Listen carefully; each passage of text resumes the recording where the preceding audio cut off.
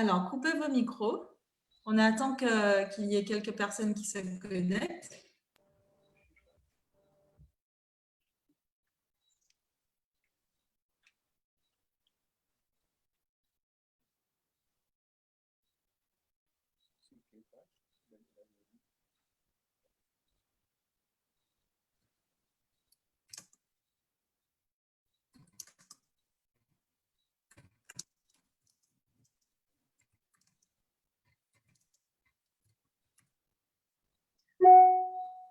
Ok.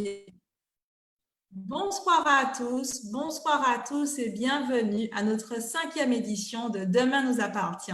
Aujourd'hui, nous allons traiter du sujet « À quoi ressemblera la Caraïbe de demain ?» À quoi ressemblera la Caraïbe de demain? Et pour ce faire, ce soir, nous recevons 5 invités. Donc, on dit d'elle que l'histoire a divisé ce que la géographie avait rassemblé. Divisé par l'histoire de peuplement, par les diverses réglementations, par les barrières financières, rassemblés par ces populations qui font peuple et partagent des langues, des cultures et un destin commun. Comment développer une économie endogène et intégrée? Comment développer une économie durable? Comment faire évoluer nos modes de vie et notre caribéanité? À quoi ressemblera la Caraïbe de demain? Et donc, dans ce contexte, je rappelle que ces conférences sont hébergées par l'OECS et donc vous pouvez également suivre le live sur la page Facebook de Organization of Eastern Caribbean States. Et donc, c'est dans le cadre du Sustainable Development Movement qui est organisé du 23 au 24 septembre. Et donc, vous pouvez trouver toutes les informations concernant cet événement sur le site www.oecsdm.com.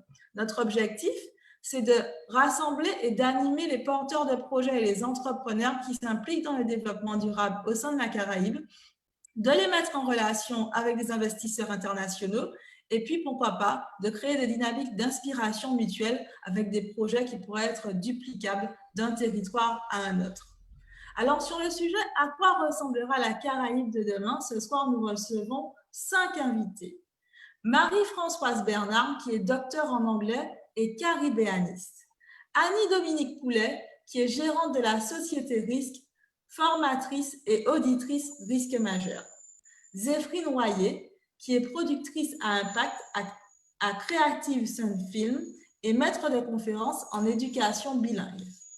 Emmanuel Nossin, qui est docteur en pharmacie et ethnopharmacologue.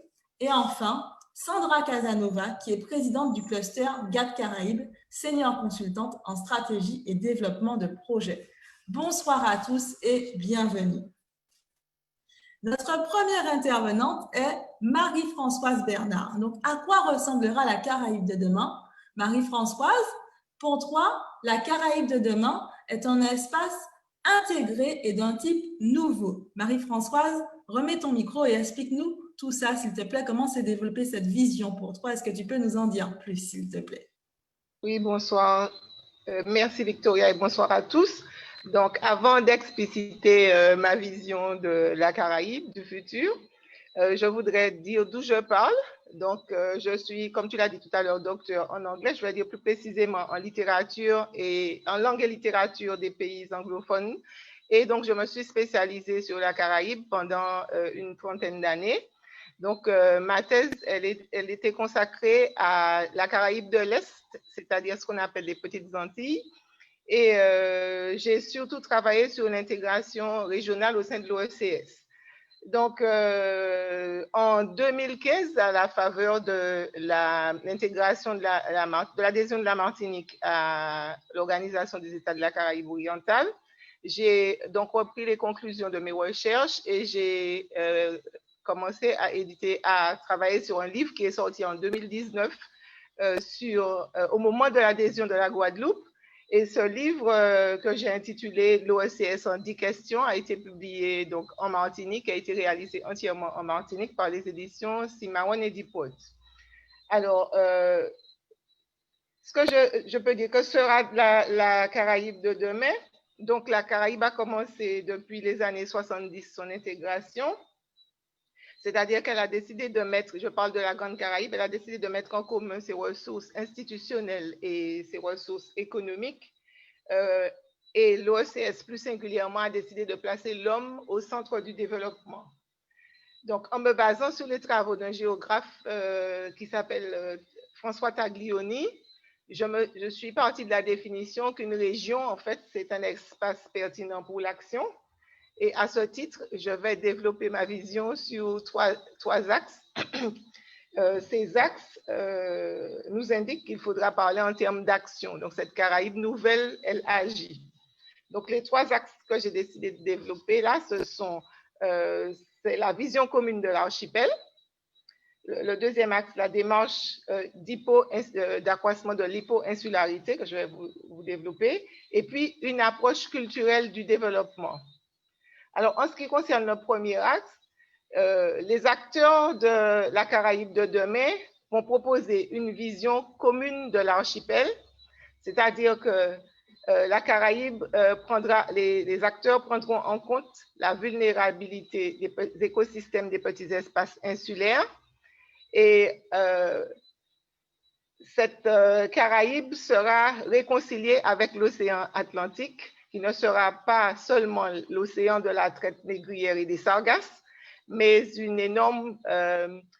un énorme potentiel en matière d'énergie, notamment les marées. Donc, cette Caraïbe sera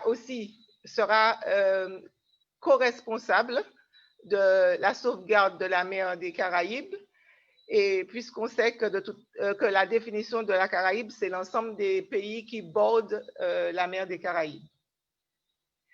Donc, ces pays seront soucieux de la biodiversité de cette mer des Caraïbes.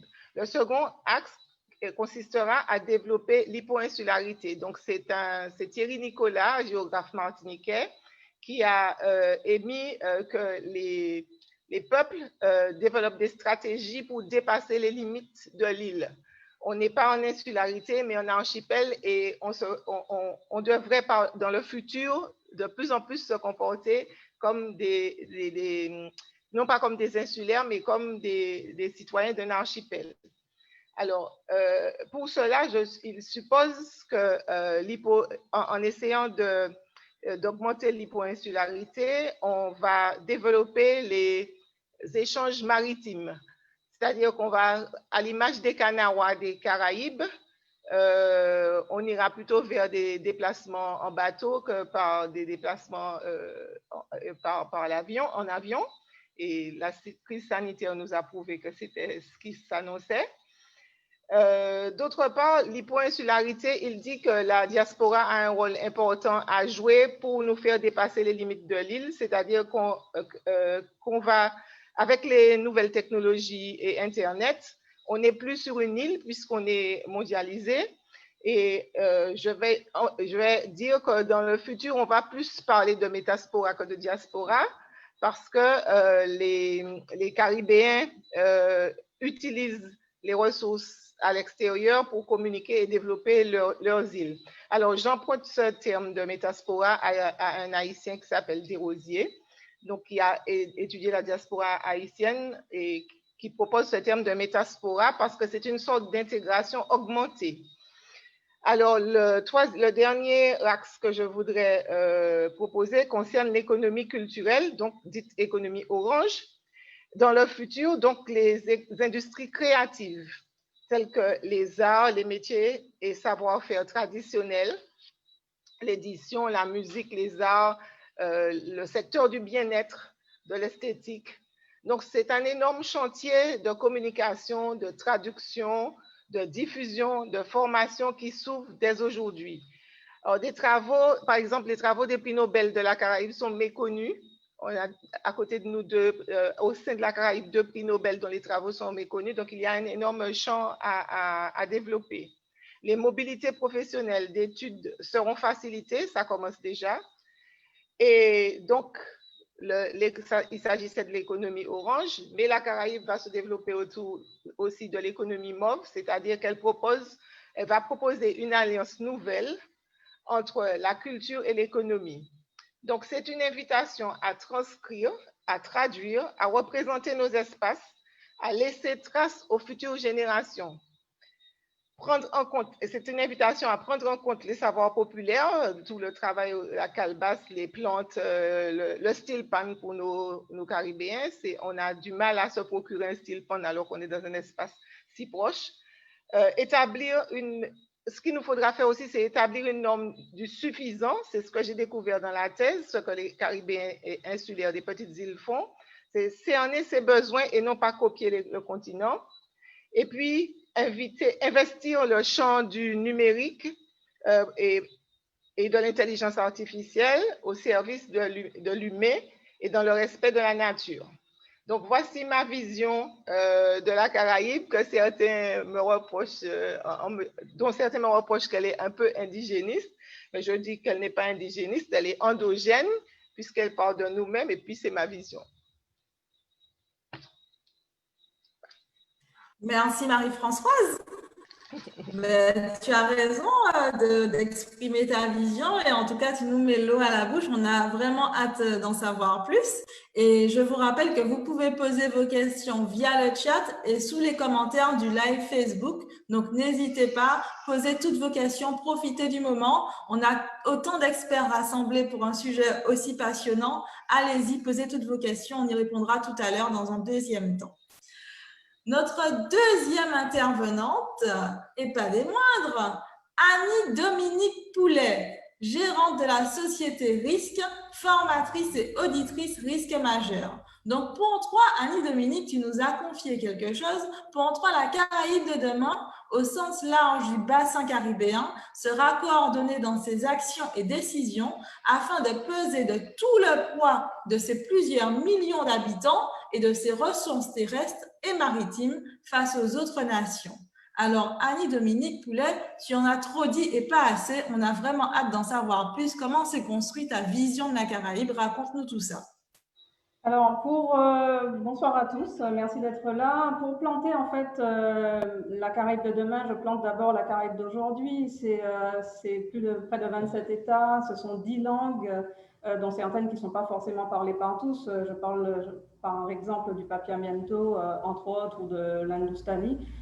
Ce sont un peu moins de 3 millions de kilomètres carrés de terre, ce sont des surfaces maritimes extrêmement importantes.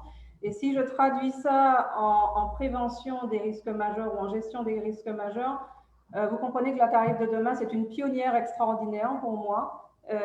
D'abord dans la formation et l'insertion, puisque cette Caraïbe future a pour moi drastiquement atténué les risques auxquels elle est confrontée grâce à une réduction de ses vulnérabilités. En fait, cette Caraïbe future, ce sera près de 46 millions de personnes, puisqu'on est à peu près 44 millions aujourd'hui.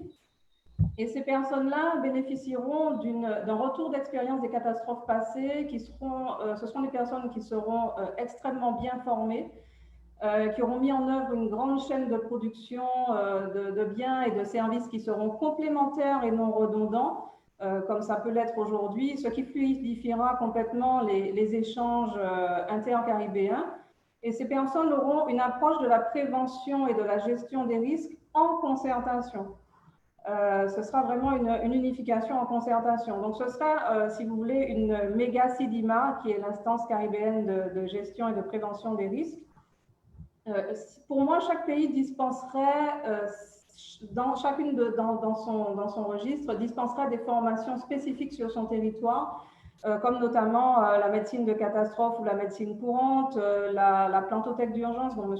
Nossin va peut-être parler tout à l'heure, les risques technologiques ou naturels, la construction, la gestion de crise et post-crise, les énergies renouvelables, les techniques de survie. Et en fait, demain, j'estime qu'on a ainsi atteint la pleine expression des accords de Sendai face aux catastrophes.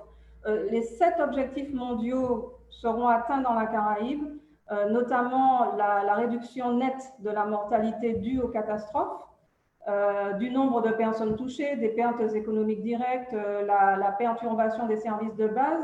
Et j'estime qu'on aura aussi augmenté nettement le nombre de pays dotés de stratégies locales de prévention et de gestion des risques. Et on aura amélioré nettement la coopération internationale, notamment avec les pays qui sont le plus en demande. Et en fait, comme l'a dit Antonio Guterres, secrétaire général de l'ONU, pour chaque dollar investi, on a un gain de 6 dollars en économie qui permettra de créer des emplois, qui permettra vraiment de développer des choses beaucoup plus importantes que de revenir à une gestion ou à un investissement dans des réparations sur les destructions. Deuxièmement, si on parle d'autonomie face aux risques majeurs, c'est aussi remédier aux difficultés des secours extérieurs à se projeter sur les sites de catastrophes majeures, notamment durant les premières 72 heures. En fait, pour moi, demain, dans la Caraïbe, on aura 95% des personnes qui seront aptes, qui seront formées aux gestes qui sauvent. Ces personnes-là sauront exactement quoi faire, elles maîtriseront les conduites à tenir face aux aléas. Et grâce à cela, enfin, je vais dire en support de cela, toutes ces personnes auront accès à des structures de soins qui seront vraiment à la pointe de la technologie. Il y aura une éradication pour moi complète de certaines infections, notamment fièvre jaune, sida, lèpre, bilharziose ou bien leishmaniose. Il y aura aussi une disparition complète des binômes diabète, hypertension, souvent associés à de l'obésité. Et nous serons aussi dans un environnement naturel qui sera complètement régénéré, avec une repousse de la végétation, là où il n'y avait plus rien, là où il y avait des terrains complètement secs. Il y aura une augmentation des populations de faunes endémiques qui sont en voie de disparition aujourd'hui et une stabilisation des zones naturelles, notamment littorales, puisqu'on subit une érosion aujourd'hui. Alors pour finir, pour moi, la Caraïbe de demain, ce seront aussi des innovations. Demain, on aura des normes constructives qui seront complètement adaptées au retour d'expérience qu'on a sur les catastrophes aujourd'hui. Nous aurons des unités de production et de mise en œuvre d'innovation. Je pense par exemple à la table parasismique Boucliez-nous, au lit-abri Security, à des unités autonomes comme EcoCaille. On sera vraiment à l'avant-garde aussi des énergies renouvelables, ce qui contribuera aussi à notre autonomisation, et les infrastructures protectrices de l'environnement. Donc, si vous voulez, nous aurons par exemple, dans le bassin caribéen, désolé, nous aurons par exemple des experts en bâtiment, des bureaux d'études des architectes, comme pour la société RIS qui développe actuellement le revêtement mural parasismique, et dans lequel on retrouve trois axes: la formation, l'innovation et la coopération entre plusieurs pays du bassin caribéen, comme on le fait déjà avec l'équipe RIS aujourd'hui.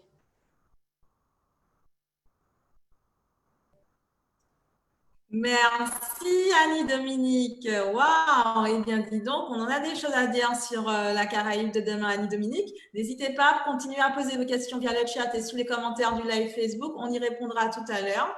Donc, je rappelle que cet événement, que ce webinaire est organisé dans le cadre du Sustainable Development Movement, organisé par l'OSCS. Et vous pouvez trouver toutes les informations concernant le Sustainable Development Movement sur le site internet www.ossdsdm.com. Allez-y, c'est du 23 au 24 septembre. C'est déjà demain. Ça tombe bien d'ailleurs. On peut en suivre avec notre troisième intervenante qui est Zéphrine Royer. Zéphrine, productrice à impact à Creative Sound Film et maître de conférences en éducation bilingue. Alors Zéphrine, tu nous as confié quelque chose. Pour toi, la Caraïbe de demain sera interconnectée, autosuffisante et résiliente. Zéphrine, allume ton micro et on a hâte d'en savoir plus. OK. Merci beaucoup. J'allais commencer en anglais. Je suis née à la Dominique et j'ai grandi sur cette île, cette belle île.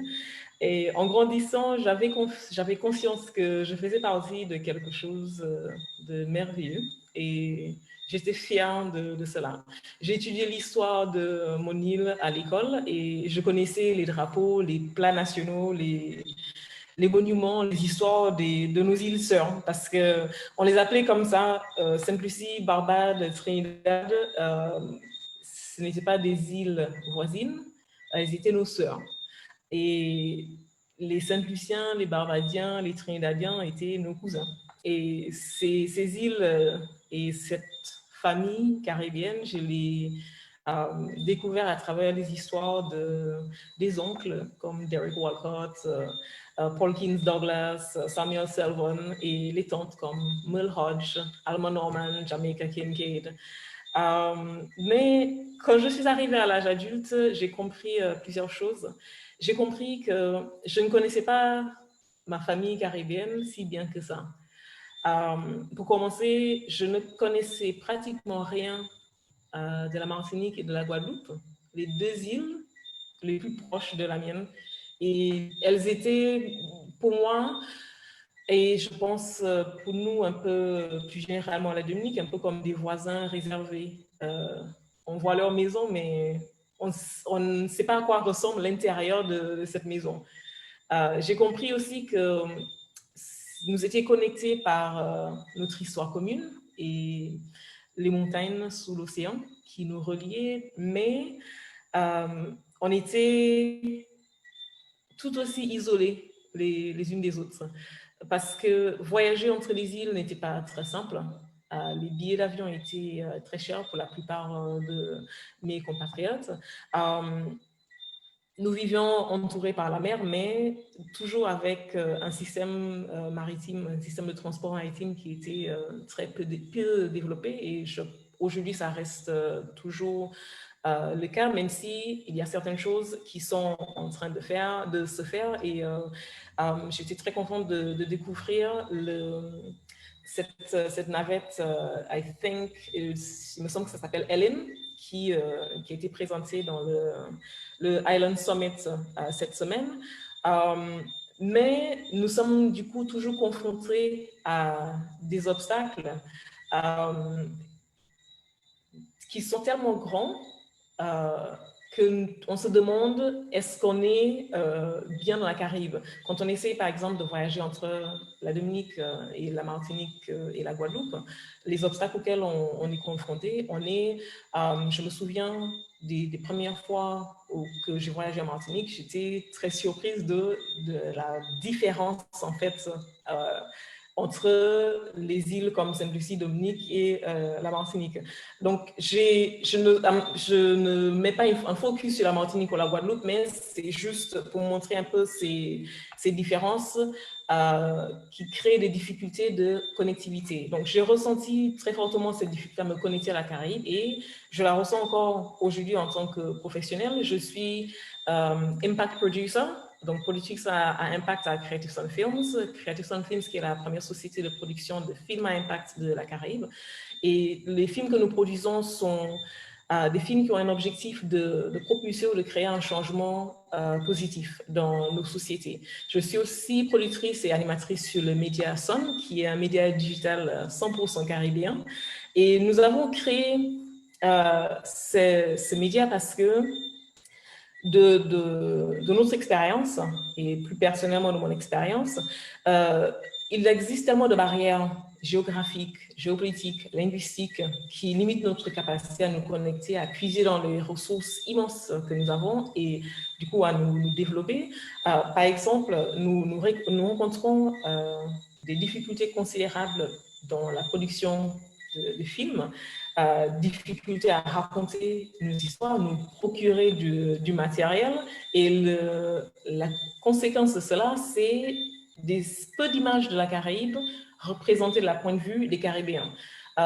Les images que nous voyons sont des images d'une Caraïbe plutôt paradisiaque, des images qui aussi répliquent des formats de films occidentaux et non pas des réalités des personnes de la Caraïbe.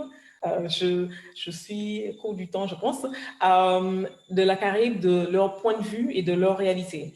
Et en tant que productrice à impact, en tant que chercheur en éducation bilingue, je sais que nous avons des moyens de répondre à ces obstacles. Donc, juste quelques idées que j'ai pour cette Caraïbe interconnectée, autosuffisante et résiliente.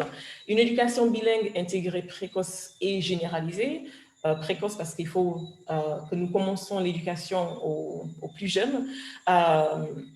Nous parlons plusieurs langues de la Caraïbe. C'est une richesse plutôt qu'un obstacle. Donc, nous devons créer des systèmes de la même façon qu'il y a le CXC de la Caraïbe où nous avons cette coopération entre les îles pour avoir un système qui est généralisé. Je pense que nous pouvons appliquer cette même méthode pour avoir une éducation bilingue qui nous permet d'utiliser notre diversité linguistique en tant que ressource. Nous avons aussi tellement de connaissances qui existent déjà dans nos communautés à plusieurs niveaux, des personnes qui sont formées, compétentes, qualifiées, des personnes, des aînés qui ont gardé dans leur esprit, dans leur récit, dans l'artisanat qu'ils pratiquent, dans les traditions qu'ils ont gardées vivantes, des pans entiers de notre histoire. Et ce sont des ressources dans lesquelles nous pouvons puiser également quand on pense, juste un exemple, aux défis, aux menaces que les changements climatiques nous posent. Ces personnes sont de véritables ressources pour trouver des solutions, pour répondre, pour créer cette résilience caribéenne dont nous avons urgemment besoin. Et la dernière chose, ce sont les partenariats authentiques. C'est quelque chose sur lequel nous travaillons très activement à Sun Le Media, de relier les îles de la Caraïbe en commençant par les filmmakers, donc les créatifs. Et à partir de là, nous pouvons créer ce réseau, pas seulement de professionnels, mais juste de personnes qui ont des compétences et des choses à partager. Et donc, pour terminer, ce que je dirais, c'est que la Caraïbe de demain, ce sera à nous de la créer, même non pas seulement aux décideurs. Voilà, donc ce n'est pas un rôle qui est pour les décideurs, pour les gouvernements, mais pour toutes les personnes de la Caraïbe, parce que ce sont nous qui vivons dans cette zone. Je sais que j'ai dépassé le temps, merci. C'est pas grave, Zéphine, on était tellement captivé par ce que tu disais qu'on n'a même pas remarqué. Ça. Oui, j'ai Alors, mis mon continuez à poser vos questions. Continuez à poser vos questions via le chat et dans les commentaires sous le live Facebook. On va y répondre tout à l'heure. Et donc, on va passer à notre quatrième intervenant qui est Emmanuel Nossin, docteur en pharmacie et ethnopharmacologue. Alors, Emmanuel avait beaucoup de choses à dire sur la Caraïbe de demain. Donc, je vais vous lire un extrait de ce qu'il m'a dit. Donc, nous vivons dans un monde changeant, mais chargé d'espoir. La Caraïbe a la chance, de par son histoire et de son peuplement, de pouvoir capitaliser les savoirs millénaires des ancestralités combinées qui la constituent. Dans le domaine de la médecine, c'est de la Caraïbe que très probablement surgiront les médicaments de demain, actifs thérapeutiquement car résultant d'expériences médicales très anciennes et sur des masses innombrables dans des conditions de pénibilité extrême, le plus souvent à un coût minimum. Alors, Emmanuel, nous sommes ravis de t'avoir parmi nous ce soir. Est-ce que tu peux nous en dire plus, s'il te plaît? Alors, bonsoir à toutes et à tous. Voilà, je me présente Emmanuel Nossin, je suis pharmacien, ethnopharmacologue. Et j'ai été pendant 10 ans coordinateur général d'un réseau pan-caribéen dont le siège se trouve à Saint-Domingue et qui s'appelle TRAMIL, Traditional Medicine for Islands. Ce réseau part du fait que... Alors, un peu plus fort, Emmanuel. Ce réseau part du fait simplement que, justement, on a déjà mentionné ça, la résilience de nos parents, la multiplicité des ancestralités qui nous constituent tous dans la Caraïbe, avec des cultures différentes, indiens, africains, espagnols, anglais, ben, on s'en fout, c'est l'Europe, l'Afrique, l'Inde, l'Amérique, la sphère amérindienne, indienne, chinoise, arabe, tout ça se mélange ici, nous sommes, ce que disait Pierre autour, 800, tout le monde, et puisque nous partageons tout cela dans la Caraïbe, nous sommes capables d'avoir aussi bien le savoir de l'Europe, de l'Inde, de la Chine, etc., nous pouvons utiliser le gingembre qui est dans la pharmacopée indienne ou le poivre de thé pour soigner la maladie d'Alzheimer, de Parkinson. Mais ça, nous le savons parce que c'est dans la pharmacopée indienne depuis 3500 ans avant Jésus-Christ. Mais ça, les autres pays qui ne l'ont pas ne le savent pas. Donc, nous avons la chance de capitaliser tous ces savoirs-là. Donc, nous avons élaboré une pharmacopée qui s'appelle la pharmacopée végétale caribéenne. Vous avez le site www.tramil.net. Je profite pour faire de la pub pour cela.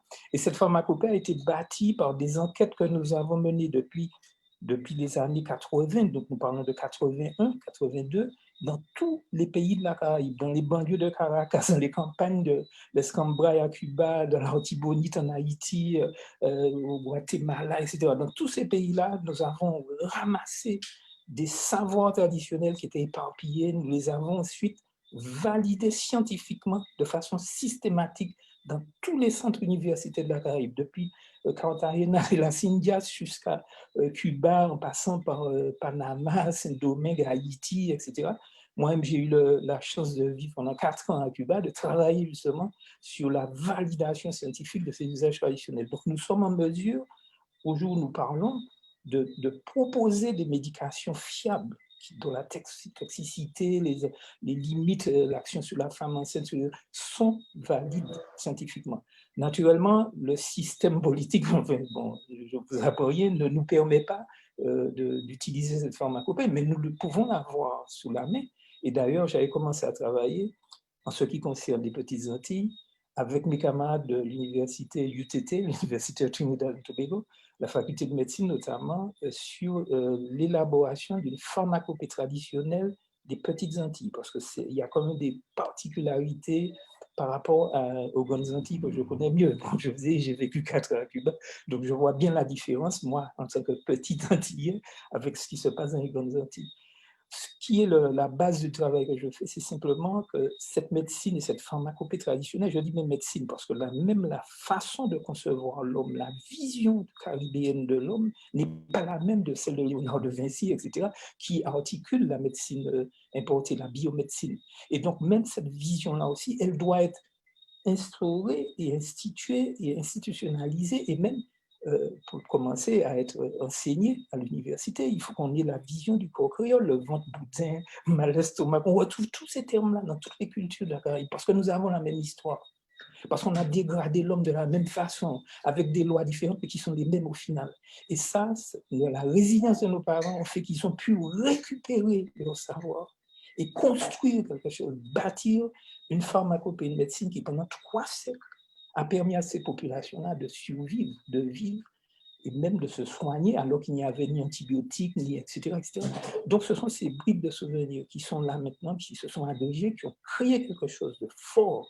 Ça, je sais, il y a un slogan à Cuba qui dit « El mar Caribe que nos une », c'est la mer Caraïbe qui nous unit. Moi, je fais plus loin, je dis « Cette mer est aussi ce que les hommes qui vivent autour de cette mer ont bâti, sont capables justement ces choses-là sont capables justement de rentrer dans le monde. Il faut non seulement qu'on sorte de notre petit environnement, mais qu'on propose ces médications-là au monde. Si nous savons que le poids gratté peut soigner la maladie de Parkinson, nous le savons, l'Inde le sait, 1 milliard d'habitants de nos ancêtres indiens l'utilisent déjà depuis des siècles.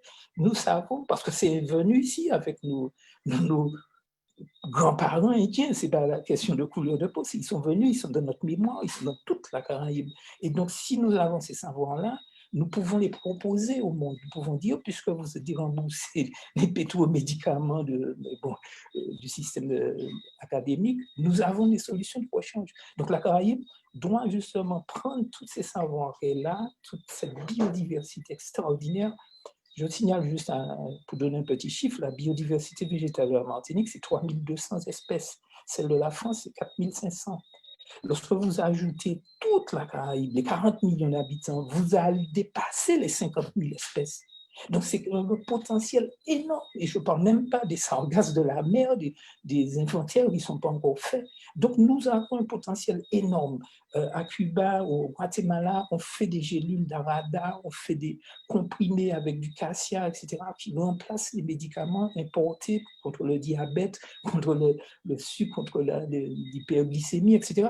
Nous avons la possibilité de faire tout cela. Alors, après, sur le plan légal, vu que nous sommes dans le tiraillement du système français, etc., bon, il y a des choses à définir, à voir comment ça se fait, mais moi, je ne parle pas en tant que limité par un statut, je ne veux pas m'enfermer dans un horizon ellipsoïdal, comme disait Césaire, et donc, moi, je dis simplement, il nous faut penser la Caraïbe avec ses potentialités. Je dis, ces potentialités-là sont énormes, extraordinaires. Pour terminer, je voudrais dire, le monde est en train de changer, justement, et l'OMS, les protocoles, etc., posent la question, est-ce qu'on peut continuer, je parle sur le site de la médecine, est-ce qu'on peut continuer à utiliser une seule médecine, la médecine de l'Occident, la médecine de Léonard de Vinci? Non. On parle aujourd'hui de médecine intégrative. Il y a plein de revues qui sortent dans le monde qui parlent de ça. On va intégrer, on ne chasse pas, on met les 2 médecines. Et pour faire les deux médecines, il faut que notre médecine traditionnelle, celle de la Caraïbe, celle des Petits Antilles en particulier, puisse apparaître là, lisible, visible, qu'elle soit là, qu'on dise, voilà le trésor que nous ont laissé nos parents, et voici ce que nous pouvons en faire, et voici comment nous pouvons l'intégrer dans le système moderne de santé. Voilà. J'ai dépassé mon temps, quoi. Je n'ai pas fait assez. Non, on était captivés par ce que tu disais. Tu n'as pas, vraiment, on aurait écouté encore une heure de conférence avec toi, Emmanuel. Hein. En tout cas, merci de ta participation. Continuez à poser vos questions. Continuez à poser vos questions sur le chat et dans les commentaires sur Facebook. Et nous allons maintenant passer à notre 5e intervenante, et pas des moindres, Sandra Casanova. Sandra, qui est présidente du cluster GATT Caraïbes, senior consultante en stratégie et développement de projets. Alors pour toi, Sandra, la Caraïbe de demain sera interconnectée et inscrite dans une dynamique de développement économique régional intégrée et durable. Est-ce que tu peux nous expliquer ta vision? Comment s'est-elle construite? Est-ce que tu peux nous en dire plus, s'il te plaît? Oui, alors bonsoir et merci pour l'invitation et merci pour ceux qui sont présents, pour celles et ceux qui sont présents avec nous. D'abord, je voudrais revenir sur la définition de la Caraïbe. Mon regard en tant qu'acteur logistique est un regard global. Donc, pour moi, la Caraïbe, c'est déjà la Grande Caraïbe et ça va du plateau des Guyanes jusqu'au Mexique. Ce sont toutes les terres qui baignent dans la mer des Caraïbes, mais aussi le golfe du Mexique, l'océan Atlantique, cet ensemble-là. Et donc, on sait que ce sont en majorité des îles. Cela représente, si on a une approche consolidée, pas moins de 800 millions d'habitants. J'ai envie de revenir également sur ce qu'implique qu'être une île.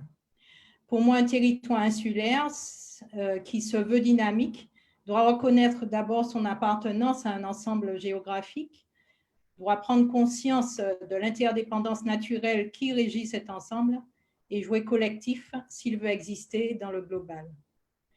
Alors, une Caraïbe interconnectée, d'abord grâce à un modèle sociétal qui intègre la dimension caribéenne. Les organisations publiques et privées de la Grande Caraïbe, en particulier la Caraïbe française, demain, renforceront les actions permettant d'avoir une approche globale et concertée et une implication directe dans tous les aspects de la société, que ce soit économique, dans les besoins éducatifs, sociaux, environnementaux. L'école intégrera dès le plus jeune âge la dimension caribéenne, tant au niveau des matières enseignées comme l'histoire, la géographie, mais aussi la géopolitique, mais également dans la découverte de la faune et la flore, des plats cuisinés, de la culture et autres marqueurs d'identité. Je considère que pour justement cette Caraïbe de demain, il faut créer des jeunes leaders caribéens et en particulier dans notre Caraïbe française où cela fait défaut. Il nous faut des personnes capables de guider, d'encadrer, d'influencer le futur de notre région. La fuite des cerveaux n'est pas une fatalité, mais pour retenir nos jeunes, il faut cesser de leur donner une vision atrophiée de la Grande Caraïbe.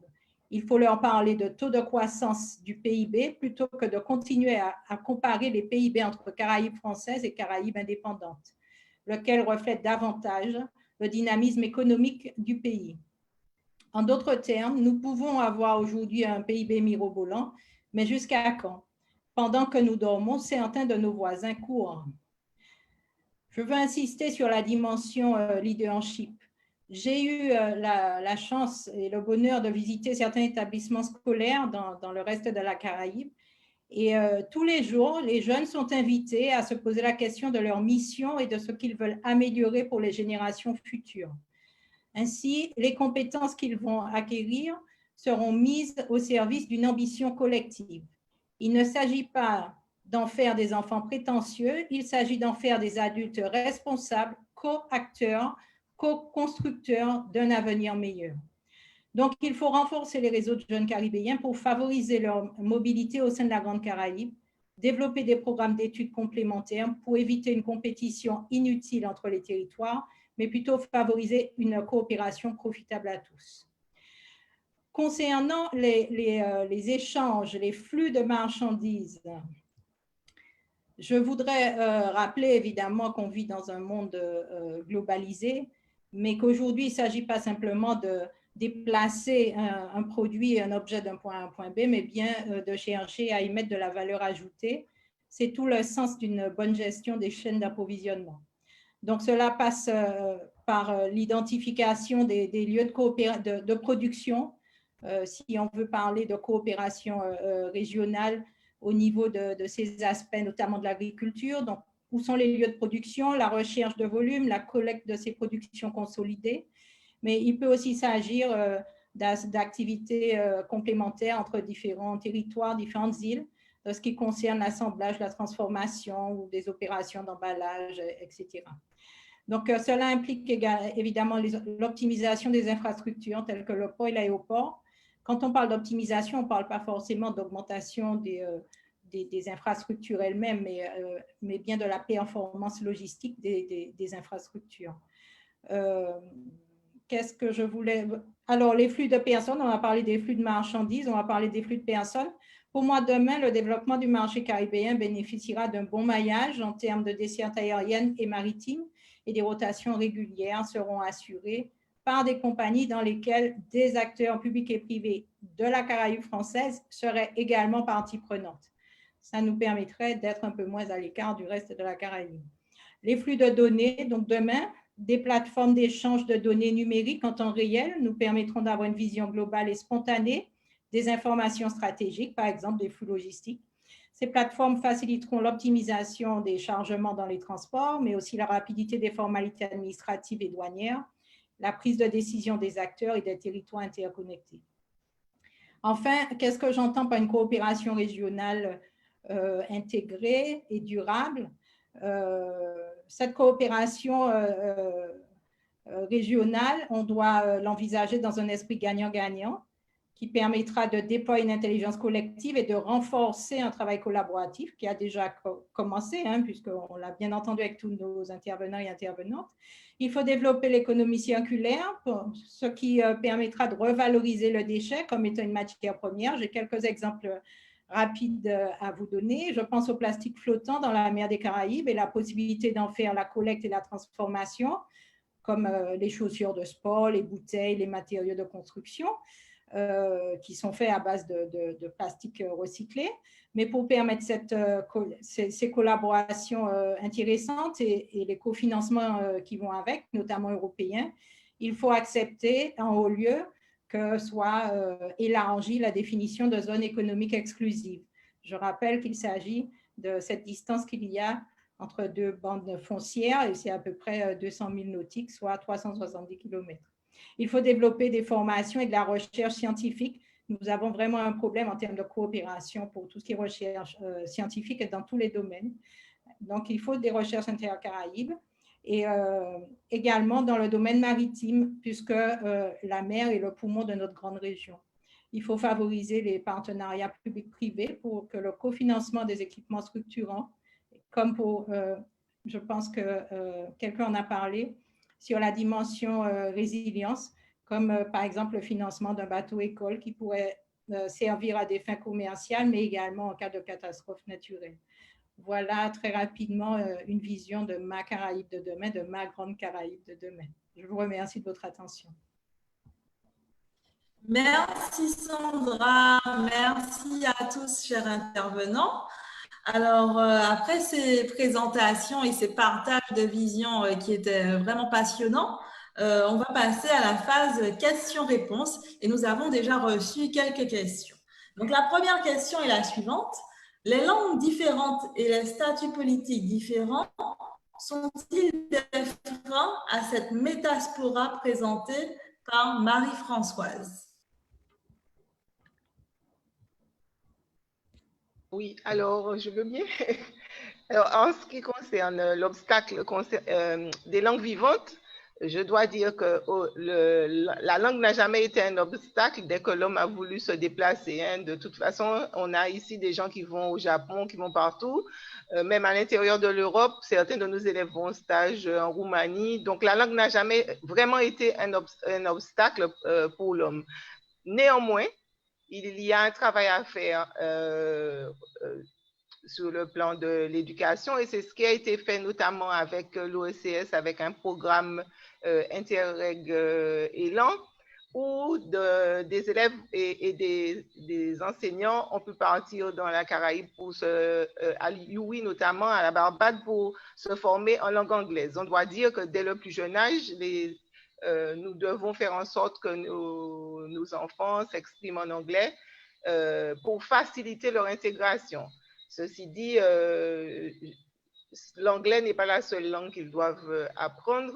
Toutes les opportunités sont les bienvenues. Et puis, je pense que la même question, on parlait de différence de statut, de situation. L'OECS est l'exemple réel que le statut n'est pas un obstacle à la coopération, puisqu'à l'intérieur de cette organisation, c'est ce que je disais quand je disais que c'était un type nouveau. Il y a des pays qui sont encore dépendants de la Grande-Bretagne, ce que beaucoup de gens ne savent pas. Il y a des pays indépendants, des pays autonomes et des pays souverains. Donc, la diversité enrichit plus qu'elle ne sépare, on va dire. Merci Marie-Françoise. Donc, continuez à poser vos questions. Une autre question à tous.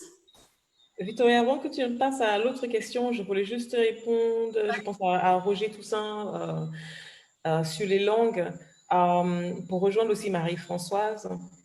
Il y a bien des initiatives qui ont été prises et dans l'OECS et aussi par des gouvernements des îles différentes.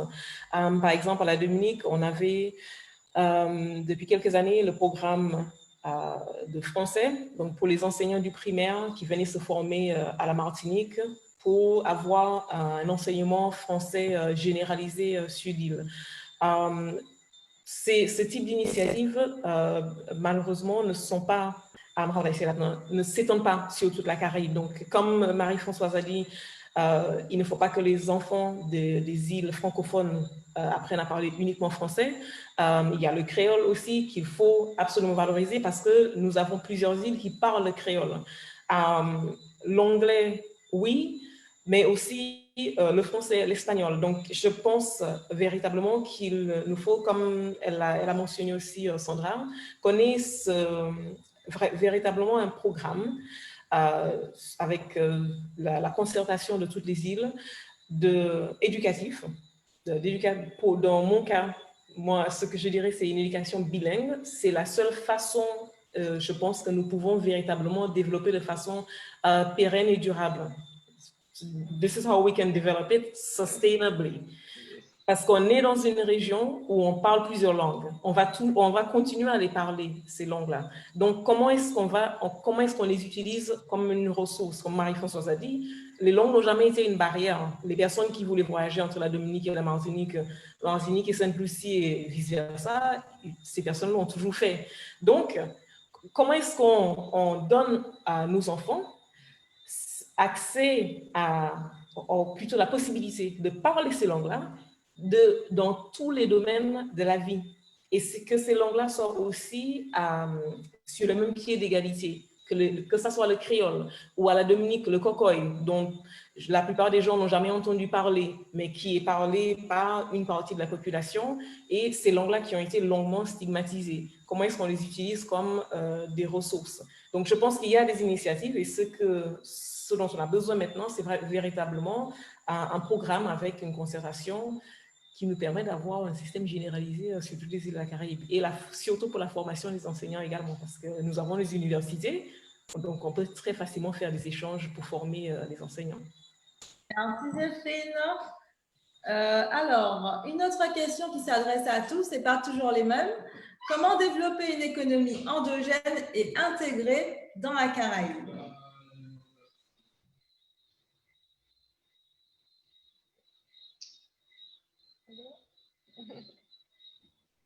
Alors, je me jette à l'eau. Je répète la question. Non, alors comment développer une économie endogène et intégrée dans la Caraïbe? Vous m'entendez? Oui. D'accord. Non, je pense avoir abordé rapidement le sujet. C'est premièrement être capable d'identifier les productions de chacun de nos territoires.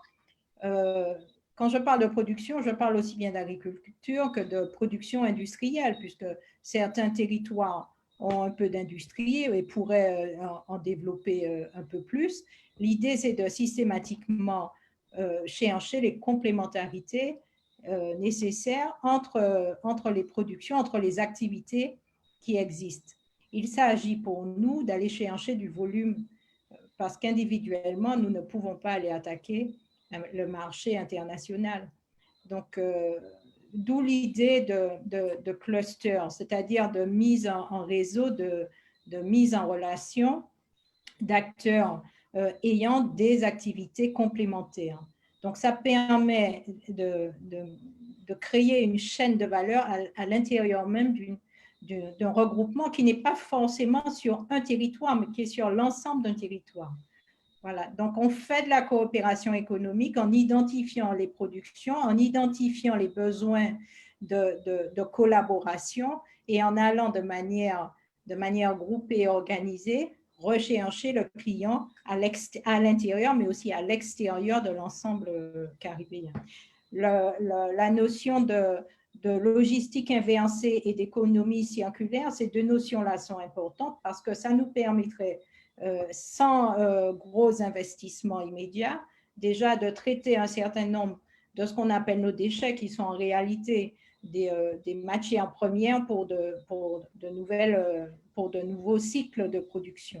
Aujourd'hui, beaucoup de ces matières premières partent dans les pays d'origine pour être traitées, revalorisées. Donc, en fait, on achète cher, et après, on perd aussi le bénéfice de ce recyclage et de cette nouvelle activité.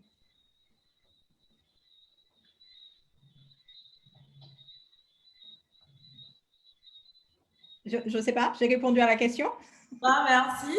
Marie-Françoise, si vous voulez ajouter quelque chose? Je voulais juste dire que ne pas vouloir à tout prix des démarches à l'image de ce qu'on connaît, mais essayer des initiatives individuelles, aussi bien que, comme elle vient de dire, des initiatives sectorielles. Et puis, j'ai parlé un peu de l'économie culturelle parce que je me suis rendu compte que c'était le parent pauvre, en fait, et qui pourrait aider la Caraïbe. J'ai parlé tout à l'heure du steel pan parce que c'est une expérience vraiment réelle. Je cherchais un steel pan en Martinique. J'en ai pas trouvé. Et pour trouver quelqu'un capable d'en prendre un à Trinidad et le ramener à la Martinique, c'était extrêmement difficile. Donc, si on rassemble toutes les initiatives individuelles, je pense qu'on peut arriver à développer certains secteurs sur le plan endogène. Donc, c'était cet aspect-là, initiative individuelle et puis rassembler nos forces. Merci Marie-Françoise, merci. Alors les questions fusent de tous les côtés, on va essayer de toutes les poser pour pouvoir répondre à toutes les questions.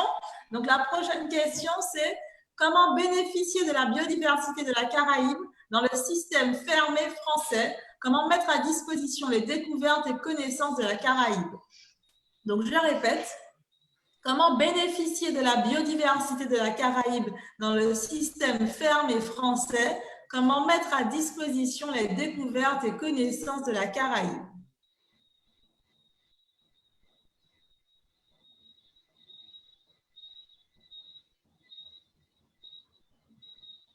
Emmanuel, vas-y, allume ton micro. Alors, juste pour revenir un petit peu sur ce qui a été dit, mais ça répond aussi à cette question-là. J'ai un exemple concret. Il y a 3 ou 4 ans, nous avons fait venir un chercheur cubain ici à l'UE à Martinique. Nous avons, pendant 6 mois, isolé une molécule à partir d'une plante, Hibiscus elatus, on l'appelle marogombo. Et la plante, c'est un des plus puissants antioxydants Donc, la question, c'était de transformer cette recherche en phytomédicaments. Donc, on voit déjà le trait, Cuba, Martinique. Il se trouve que nous avons fait un prototype du phytomédicament, du futur phytomédicament, qui sera à peu près équivalent de ce que fait mon confrère en Guadeloupe, Virapic. Et donc, on propose justement de fabriquer en Martinique le produit, parce qu'on a le brevet qu'on partage avec Cuba. Or, il se trouve qu'on n'a pas suffisamment de Hibiscus elatus, il faudrait des hectares et des hectares. Il y en a à Sainte-Lucie, d'ailleurs tout autour de Mont-Jimmy, c'est plein de mao blé, blue mao, comme ils disent, mao blé. Et donc, on pourrait très bien demander à Sainte-Lucie, je prends ces exemples parce que c'est venu sur la table plusieurs fois, on a dit, bon, il faut aller à Sainte-Lucie, avoir l'audace d'aller demander à nos frères de Sainte-Lucie, voilà, vous avez du mao bleu, séchez les plantes et envoyez-nous-les. Ne les finissez pas parce qu'il faut que ça soit un pile, un produit d'industrie locale made in Martinique, mais vous pouvez nous aider à le faire. On n'a pas besoin de planter de l'arbre s'il y en a dans une île voisine. Enfin, je ferme cette parenthèse. Le débat est là parce que le produit est toujours là. Nous avons le brevet et nous ne sommes pas passés à la phase d'exécution tant qu'on n'aura pas pris cette dimension caribéenne. Et en plus, partager plus tard avec Cuba parce qu'ils le font déjà d'une autre façon. Enfin, ça, c'est un autre débat, mais c'est pour montrer qu'on peut faire des choses déjà là. Pour revenir sur la question qui est posée, la biodiversité de la Martinique, on peut l'utiliser, mais la question, c'est que il faut d'abord faire reconnaître légalement. Et ça, on a la possibilité de le faire. Je signale qu'en 2009, l'ODEOM a reconnu l'existence de la pharmacopée des Outre-mer, pas de Martinique, enfin des Outre-mer. C'est déjà pas mal. Depuis Robespierre, on ne reconnaissait pas. On ne savait même pas qu'il y avait une pharmacopée dans l'Outre-mer. Je rappelle que la biodiversité de l'Outre-mer, Guyane, Réunion, etc., c'est près de 45 000 espèces. La biodiversité de la France, c'est 4 500, et le 10e à peine. Donc, ce qui est une anomalie, je signale en passant, sans être provocateur, comment le pays qui a 4 500 gère la biodiversité de 45 000. Enfin, je pose la question. Mais pour revenir à des choses plus concrètes, oui, nous avons la possibilité de faire, ça a été fait sous les anciennes mandatures, ici en Martinique, l'ancienne région notamment, nous avons introduit une centaine de plantes de la pharmacopée martiniquaise, enfin des Outre-mer, dans la pharmacopée française. Cela signifie qu'un médecin de France, de Navarre, d'Europe, parce que ça rentre systématiquement automatiquement dans la pharmacopée européenne, est susceptible de prescrire ces plantes. L'Atumo est dans la pharmacopée française. Alors, lorsqu'on regarde l'histoire, comme je disais tout à l'heure, c'est une plante qui est dans la pharmacopée chinoise, Yeutao, Temoe, donc on l'a appelé Atumo ici, on l'a utilisé pour la grippe, c'est dans la pharmacopée. Nous partageons ça avec 1,7 milliard de Chinois. Nous avons la validation scientifique, c'est déjà fait, 1,7 milliard de Chinois. Pendant 6 000 ans, on utilisait la plante pour ça. Nous avons fait quand même tous les tests de validation scientifique. Et nous, maintenant, nous pouvons faire des gélules d'Atumo, des ampoules à huile, de sirop d'Atumo et proposer ça sur le marché dans toute la Caraïbe, parce que c'est un usage de la pharmacopée trabile qui est reconnu par les 40 millions d'habitants de la Caraïbe. Et nous avons la possibilité de proposer ça. Je signale à toute fin utile, pour terminer mon intervention, qu'en 2050, c'est-à-dire dans moins de 30 ans, l'OMS a annoncé les couleurs. L'humanité ne pourra plus se soigner en comptant uniquement sur des pétromédicaments. Les pétromédicaments, pour aller vite, c'est ce qui crée Daesh, Lampedusa et tout le reste. C'est le pétrole, les médicaments qui sont synthétiques, qui sont fabriqués avec le pétrole des autres. Donc, on ne peut pas continuer. Il y a un proverbe Garifuna, Belize, qui dit ça, you cannot play drum with a bow or drum. Vous ne pouvez pas jouer au tambour avec un tambour emprunté. Il vous faut avoir votre propre tambour. Et donc là, l'Occident, sans faire rentrer dans la polémique, vit à crédit. Et ce crédit diminue. 2050, c'est la date limite, le deadline de l'OMS. Il faut changer le paradigme. Il faut intégrer dès aujourd'hui toute cette gamme de phytomédications que nous avons, qui sont validées scientifiquement dans la biodiversité. Quand on la voit, ce n'est pas juste un mot, c'est ça. C'est comment on va intégrer nos 1200 plantes de la pharmacopée martiniquaise et caribéenne dans le système de soins des populations de la Caraïbe. 1200 plantes. Je ne plaisante pas, la pharmacopée française n'a que 457 plantes. Donc, il faut voir un peu les chiffres et comprendre ce qui se joue là. C'est quelque chose de big, de fort. Merci Emmanuel, merci. Alors, ça continue au niveau des questions. Ça, mon Dieu, ça n'arrête pas là, ça fuse de tous les côtés. Donc, la prochaine question, c'est: les Caribéens ont-ils vraiment conscience de leur diversité et de leur richesse? Le plurilinguisme et l'interculturalité sont-ils vraiment mobilisés? Donc, je répète, les Caribéens ont-ils vraiment conscience de leur diversité et de leur richesse? Le plurilinguisme et l'interculturalité sont-ils vraiment mobilisés?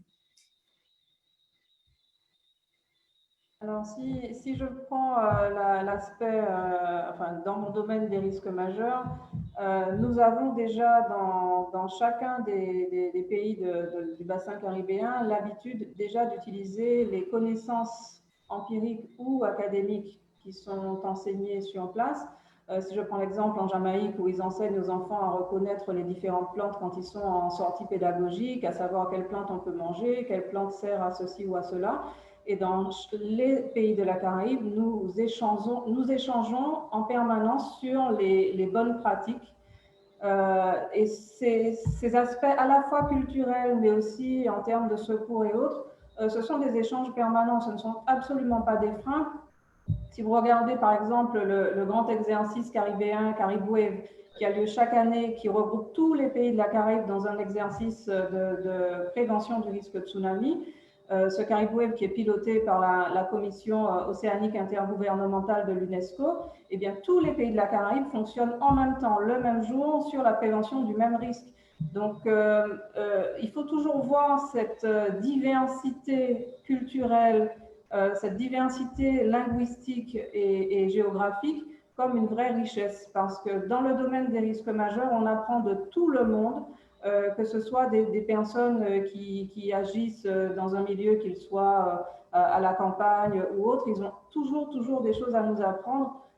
Et si vous regardez dans le fonctionnement d'une même famille, dans votre famille, vous interagissez avec des personnes, des individus qui ont des personnalités différentes, qui ont des modes de fonctionnement différents. Et bien, dans la famille caribéenne, c'est exactement le même principe. Et en termes de coopération, je vois un élément concernant la coopération inter-entreprise. Au contraire, en ce qui concerne la société risque, par exemple, nous avons depuis 12 ans maintenant, oui, le temps passe vite, 12 ans maintenant, l'habitude de travailler avec des îles, avec des pays complètement différents, que ce soit la République dominicaine, Haïti, Sainte-Lucie, la Dominique, Trinidad et Tobago, etc. Et pourtant, je n'ai jamais rencontré de frein. Nos petites entreprises, ce sont à chaque fois des petites entreprises et nous fonctionnons entre nous depuis 12 ans de façon vraiment excellente. Donc, il n'y a pas de crainte à avoir face à des grosses entreprises, elles seront toujours là, mais elles n'empêcheront absolument pas aux petites entreprises de fonctionner entre elles. Et le marché caribéen, qui est à l'heure actuelle composé de 44 millions d'individus, c'est un marché extraordinairement important, notamment quand vous regardez aussi certains appels d'offres de l'ONU qui sollicitent des pays qui ne sont pas forcément extrêmement grands. Donc, et des entreprises qui sont de taille petite ou moyenne. Donc, ce sont des opportunités qui sont présentes en permanence et pour lesquelles nous devons aller chercher la coopération, les partenariats qui soient durables. Merci Annie-Dominique, merci infiniment pour ce point sur les entreprises. Alors, une autre question. Comment faire évoluer nos modes de vie et notre caribéanité? Comment faire évoluer nos modes de vie et notre caribéanité? Victoria, si je peux juste revenir un instant sur la question, les Caribéens ont-ils vraiment conscience de leur diversité et leur richesse? Le plurilinguisme et l'interculturalité sont-ils vraiment mobilisés? Je dirais de mon expérience de chercheur, cette question, oui et non en même temps. La réponse est à plusieurs niveaux, parce que d'un côté, je pense que nous avons bien conscience de notre diversité et de notre richesse. On le voit, on l'entend à tous les niveaux, mais en même temps, il y a une certaine richesse qui est prise pour acquis. Donc, je parle particulièrement de le plurilinguisme de la Caraïbe. on parle des langues, on parle des créoles, on parle des langues européennes, on parle des créoles, on a des dialectes. C'est pris pour acquis en fait qu'on parle des langues et on ne va pas poser nécessairement une valeur à ces langues-là. Les valeurs sont posées sur, ou les choses, ou les langues qui sont considérées comme des langues de valeur sont l'anglais, le français et l'espagnol. Toutes les autres langues, du coup, sont secondaires. Si on les parle, c'est bien. Et particulièrement dans le système éducatif institutionnel. Donc, je pense que, pour répondre à Manuela, je pense que oui, nous avons conscience de notre diversité. On chante les éloges de notre diversité tous les jours dans la Caraïbe, mais en même temps, on continue à stigmatiser certaines langues. On le voit très fortement, très clairement, par exemple à l'école. Lorsque je faisais la recherche pour ma thèse, les enseignants, par exemple à la Dominique, me disaient non, les enfants ne devraient pas parler kokoy à l'école, ils ne devraient pas parler l'anglais dominicain à l'école, mais ces mêmes enseignants me répondaient en anglais standard et en anglais dominicain, par exemple. La preuve, en fait, que leur bilinguisme est tellement intégré qu'ils ne se rendent même pas compte qu'ils sont en train de passer d'une langue ou d'une variation à une autre.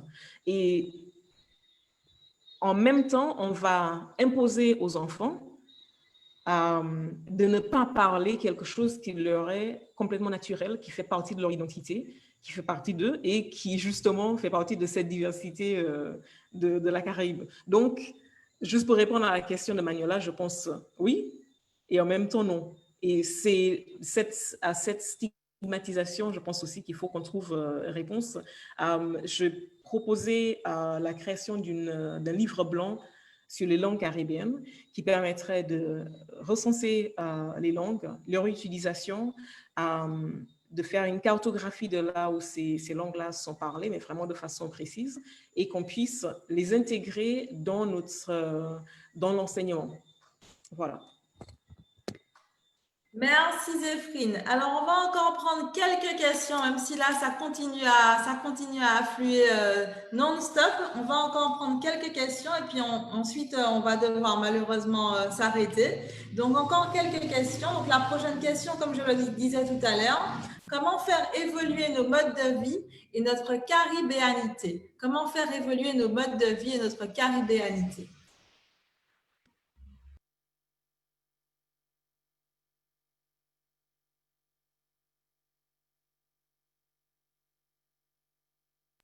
Est-ce qu'il y a Je vais répondre à cette question. Je pense que si je prends l'exemple de la Dominique, il y a une façon de faire des choses, je trouve, qui est exemplaire. La Dominique qui a cet objectif de devenir le premier pays complètement résilient au monde, résilient climatique, donc climate resilient. Et ce qu'on fait en partie, c'est on retourne, et je pense que c'est Emmanuel qui a mentionné, qui a parlé de cette connaissance, cette grande connaissance traditionnelle que nous avons. On retourne en fait dans nos bases de données des anciens, nos bases de données traditionnelles pour puiser dans ces connaissances pour pouvoir faire face aux défis aujourd'hui. On a des termes qui nous viennent dans les formations, qu'on voit beaucoup, comme la permaculture, etc. Et quand on voit dans le fond de ce que sont ces choses, on se rend compte que ce sont des choses que nos parents faisaient. Bon, nos parents, pour moi, à la Dominique, parce que peut-être que pour certains les parents en Martinique, c'était pas ça. Nos grands-parents faisaient déjà ces choses-là. Donc, je pense que ça, c'est une piste que nous pouvons emprunter. Souvent, quand on parle de cela, on a l'idée que en allant dans cette direction, pas dans le passé ou on va en arrière. C'est tout le contraire. On a ces choses-là c'est comme si on a des solutions qui sont toutes faites, qui répondent parfaitement à des qui ont fait leur preuve en fait dans le temps, mais on refuse de les accepter parce qu'elles ne répondent pas à ce qui nous est imposé, qui vient d'ailleurs. Merci Zéphrine. Alors sur un tout autre sujet, maintenant nous avons une autre question. Alors elle est assez longue, donc tendez l'oreille. Dans un contexte mondial où on observe très clairement les impacts négatifs du système capitaliste, nécessité d'une croissance à tout prix alors que nos ressources ne sont pas illimitées, surconsommation, pollution, esclavage moderne pour l'industrie entre autres, est-ce judicieux de vouloir positionner la Caraïbe de demain dans ce système? Ne devrions-nous pas organiser une coopération plus simple, plus sobre, plus saine, en n'allant pas chercher forcément un commerce international à tout prix? Alors, je répète parce qu'elle était assez longue. Dans un contexte mondial où on observe très clairement les impacts négatifs du système capitaliste, nécessité d'une croissance à tout prix, alors que nos ressources ne sont pas illimitées, surconsommation, pollution, esclavage moderne pour l'industrie, entre autres. Est-ce judicieux de vouloir positionner la Caraïbe de demain dans ce système? Ne devrions-nous pas organiser une coopération plus simple, plus sobre, plus saine, en n'allant pas chercher forcément un commerce international à tout prix? Alors, qui veut se lancer? Alors, je veux bien contribuer à y répondre. En fait, j'ai effectivement fait référence à la mondialisation et au commerce international, mais je précise qu'il s'agit d'abord pour nous Caribéens de formater un marché commun caribéen qui fonctionne correctement, dans lequel la Caraïbe française serait effectivement intégrée, mais ça suppose un certain nombre de clarifications au niveau des normes, au niveau des systèmes douaniers, de la législation, etc. Mais de toute façon, qu'on s'entende bien, le marché caribéen doit coexister et interagir avec le marché mondial. Donc, on ne peut pas développer une région, développer une grande région sans tenir compte de l'existence d'un marché qui nous dépasse. Donc, il faut vraiment, sans perdre son âme, trouver les armes qu'il faut pour collaborer, coexister, interagir avec le reste du monde. Merci Sandra. Est-ce que quelqu'un veut rajouter quelque chose? Je voudrais rajouter, justement, on va exister à côté de ce marché mondial, comme Sandra vient de le dire.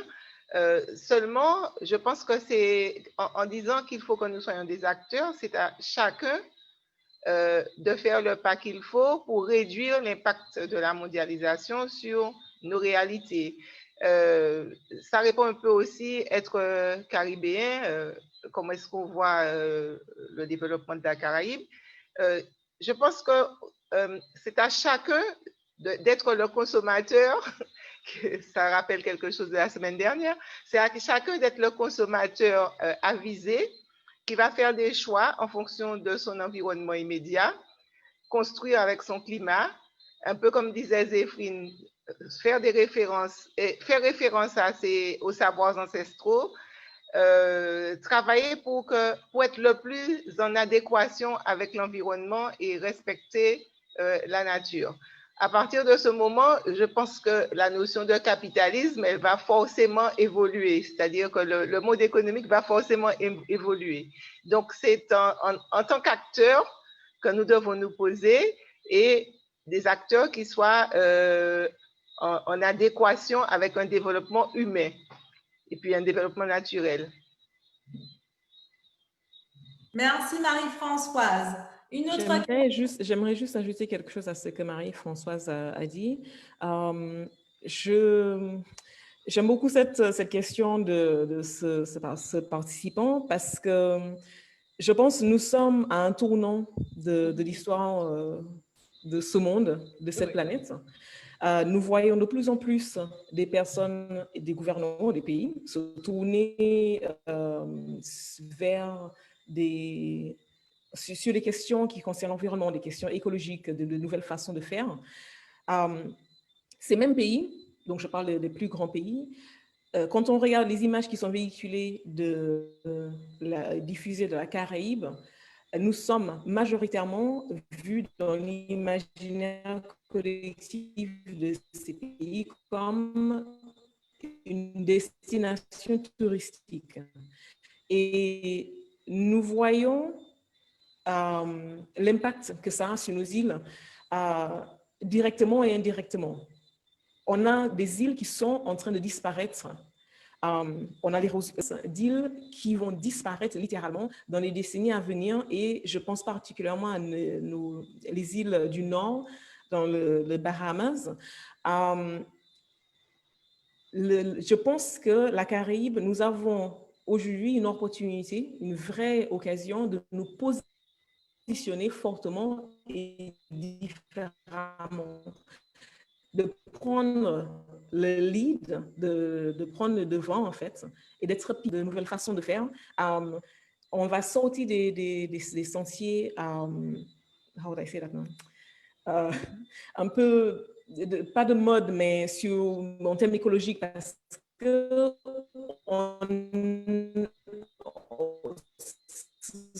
on est tellement menacé quand on parle pas nécessairement de Grande Caraïbe, mais surtout par rapport aux îles, que nous n'avons pas d'autre choix que de nous positionner, comme a suggéré cette personne, à organiser une coopération plus simple, à travailler avec nos voisins pour trouver d'autres façons de faire, et qui va prendre le devant, et de ne pas attendre que ça soit créé ailleurs et qu'on essaie de répliquer ici.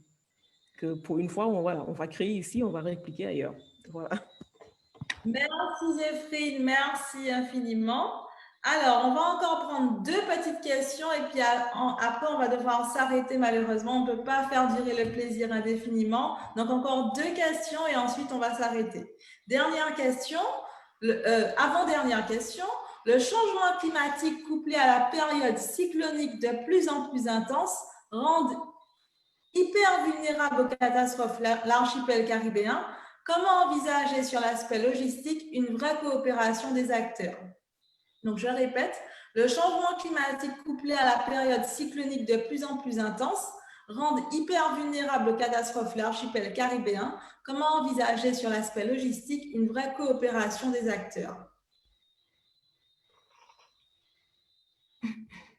Alors, je laisserai Sandra répondre sur l'aspect logistique, mais en ce qui concerne la coopération risque majeur, ce que je disais tout à l'heure et qui a déjà commencé d'ailleurs, c'est que chacun des pays de la Caraïbe est déjà en train de prépositionner des équipements, des ressources humaines, des ressources matérielles qui permettent de s'autonomiser le plus possible, au grand minimum pour les 72 heures qui suivent l'événement, pour attendre que les secours extérieurs accèdent à leur territoire. Donc, si vous voulez, la logistique dont Sandra parlera tout à l'heure à ce niveau prendra le relais, mais les premières 72 heures suivant la catastrophe, le pays devra être au maximum autonome, et c'est pour ça que je parlais tout à l'heure d'avoir au moins 95% des personnes aptes qui soient formés aux gestes de premier secours, parce que les premiers secours, ce sont d'abord les personnes qui sont juste à côté de vous.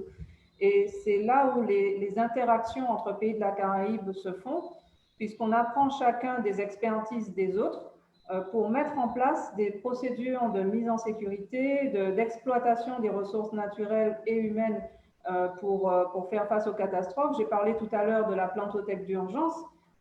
Tout ça, ce sont des éléments qui permettent aux ressortissants de chaque pays de la Caraïbe de ne pas être dépendants justement de cette logistique post-catastrophe. Donc, je laisse Sandra parler pour la suite, si elle le souhaite, de cette logistique de façon spécifique.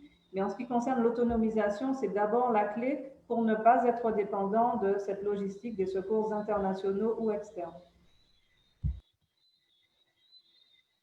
Donc, très rapidement, de ce que nous avons vécu avec Irma et Maria, on s'est rendu compte que même si les autorités sont rodées pour des interventions post-catastrophe naturelle, il y a un vrai besoin d'avoir un réseau de civils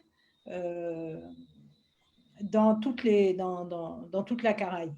Et ce réseau que constitue aujourd'hui le cluster GAD Caraïbes, c'est effectivement déployé et a mis en œuvre un certain nombre d'actions, déjà de communication, parce qu'il faut se replacer dans le contexte d'un ouragan ou d'un tsunami, etc., où les moyens de communication sont coupés, et il s'agira à ce moment-là d'être sûr que des gens seront déjà bien positionnés et qu'il y a au moins un plan, j'allais dire, d'urgence qui avait été pensé.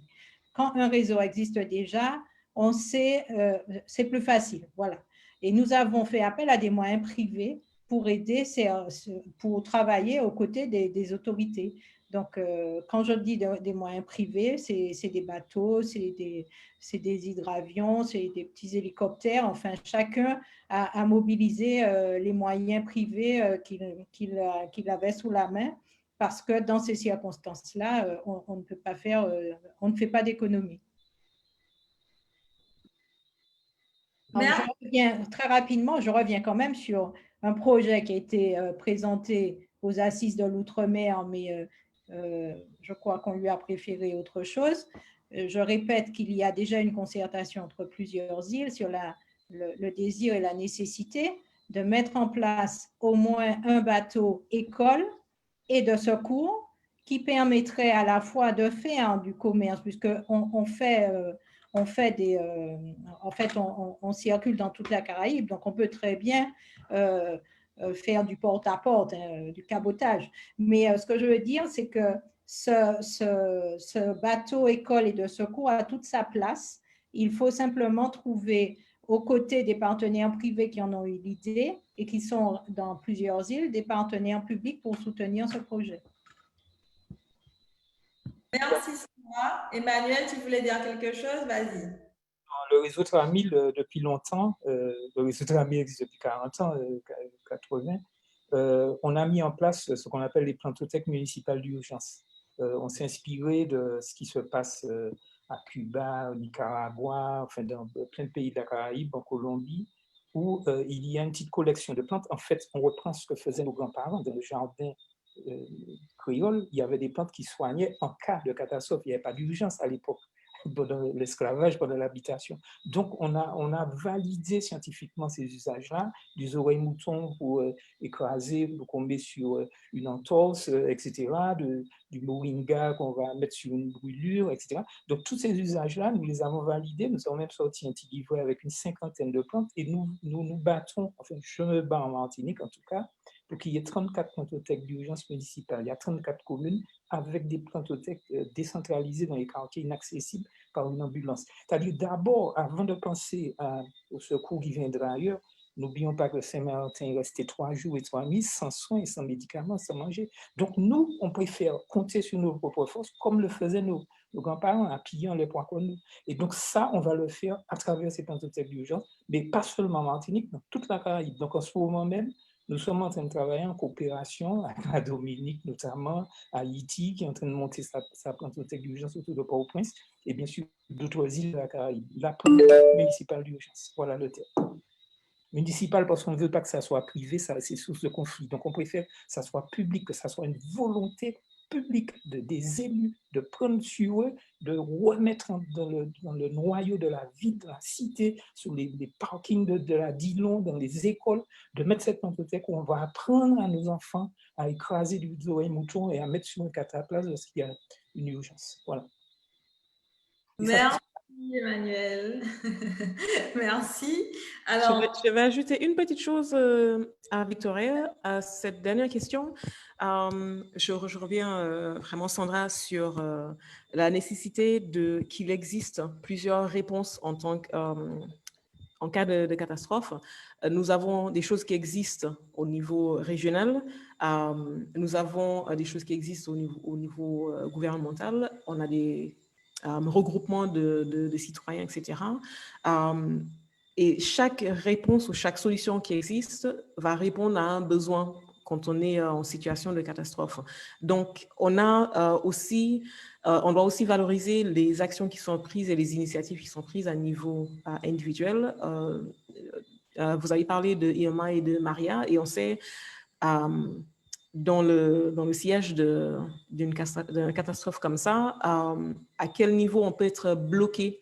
Et quand on a la possibilité en tant que citoyen d'agir, parfois on agit beaucoup plus rapidement même que des instances qui sont les instances étatiques ou autres. Je pense par exemple à Maria, quand Maria est passée sur la Dominique et la mobilisation de la Martinique, notre capacité par les pêcheurs, par exemple, d'arriver très rapidement et d'apporter une aide. En 2015, lorsque Erika est passée sur la Dominique aussi, c'était pareil. Nous avons pu faire un collectif de citoyens et des personnes qui sont mobilisées sur toute la Martinique, en s'organisant entre eux pour créer des relais de points de collecte et de travailler avec des pêcheurs, encore une fois, pour amener des vivres à la Dominique. Donc, on a ces possibilités-là, en fait, et je pense que c'est important que ça existe à plusieurs niveaux. Niveau citoyen, regroupement d'entreprises, etc., étatiques, ainsi de suite.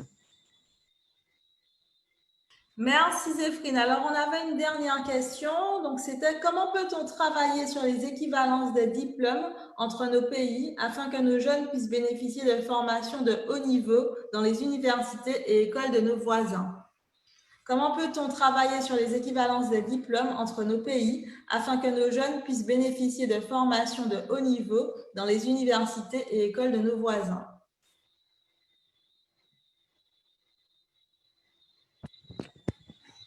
Alors, je dirais, il y a déjà des coopérations qui existent entre les universités de la Caraïbe, entre l'université the University of the West Indies, par exemple, avec l'Université des Antilles.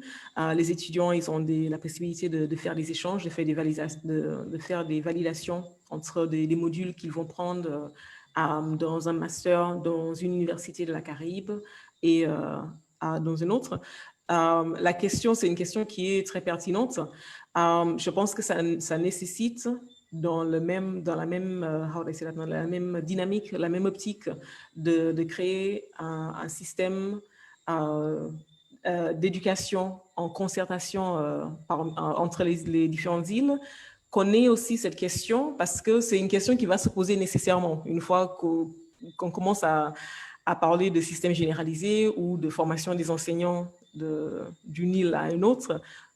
C'est une question qui va se poser de comment est-ce qu'on va, mes mots, je perds mes mots en français là maintenant, comment est-ce qu'on va valider voilà, les diplômes de ces personnes. Il y a déjà des choses on a déjà un début de réponse à cette question. Rapidement, je veux juste rajouter qu'il faut être volontaire déjà, parce que c'est un travail partenarial. Avec le Cluster GATT Caraïbes, on a accompagné plusieurs signatures de conventions entre la Caribbean Maritime University, le rectorat de Martinique, l'Université des Antilles, avec l'AFTRAL et ISTELI.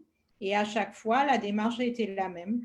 Il faut que de chaque côté, il y ait une révision du programme, qu'on cherche en fait les équivalences et que module par module, on puisse valider. Après, c'est validé soit au niveau des établissements ou alors soit au niveau du ministère de l'Éducation dans l'île de la Caraïbe. Là, on a surtout travaillé avec la Jamaïque et au niveau de l'académie, le rectorat de Martinique ou de la région concernée.